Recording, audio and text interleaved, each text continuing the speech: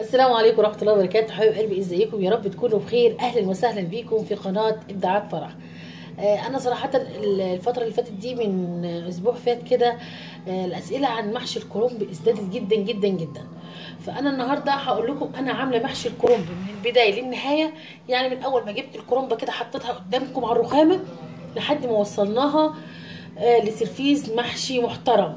فانا بجد بجد حابه اقول لكم تقدروا تخشوا على اللينك اللي انا هحط لكم في صندوق الوصف بتاع المحشي الكرنب تشوفوه، وان شاء الله ان شاء الله هتستفادوا منه كتير جدا، لاني انا عاملاه يعني بصي لاي واحده مبتدئه عاوزه تعمل محشي. ان شاء الله بمشيئه الرحمن هنسلقها ونقطعها وهنعمل الخلط بتاع المحشي وهنلفها وهنسويها كله قدامك. فانا النهارده كده زيكم كده اتشطرت، فقلت خلاص كل سنه وانتم طيبين، الكرنب نزل وبكثره كمان في السوق، فعاوزين نعمل مع بعضنا المحشي. فانا عامله الخلط بتاعي اهو، بس حابه اقول لك على كام تكايه كده نعملها مع بعضينا. انا جبت دي الحله بتاعتي هنا، شايفين البقدونس والخضره انا قطعتها، اللي هي البدايه بتاعت الخضره بتاعتي اللي هي العيدان اللي من فوق، وكمان الحاجات دي اللي احنا بنقطع الكرنبه في ناس بتخللها، وكمان احيانا بنحطها كده بنرصها في قاع الحله اللي احنا هنرص فيها الكرنب بتاعنا.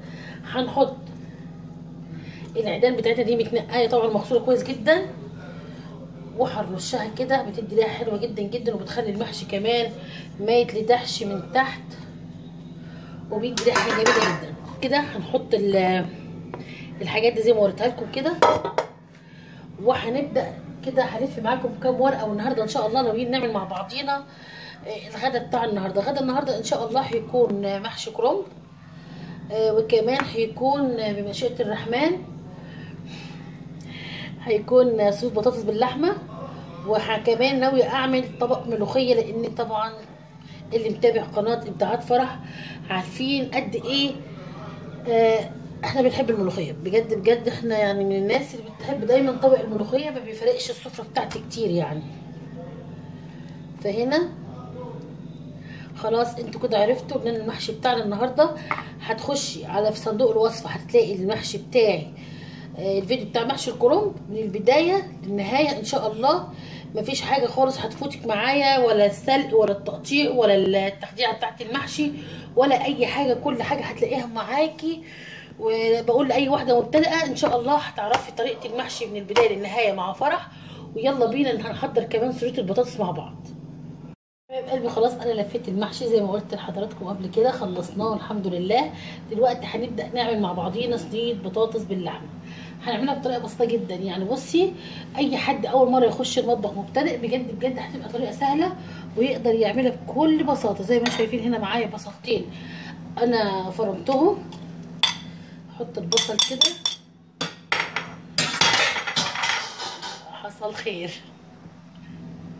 وكمان دلوقتي هحط الملح والفلفل على البصل كده، هقلبهم تقليبه حلوه تقليبه حلوه. معلش الفلاش عندي واقف يعني. هنزل اللحمه كده على البطاطس بتاعتي. انا اللحمه دي سلقاها نص سوا، لان كلنا عارفين ان البطاطس ما بتاخدش سوا، يعني بتستوي حله. انا كده سلقت اللحمه نص سوا، فهحط اللحمه بتاعتي، وكمان هحط كبشين 3 من المرقه.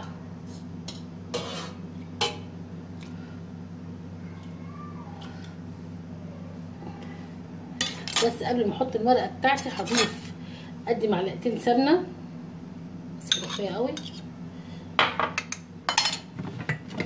وهنحط كمان عصير الطماطم.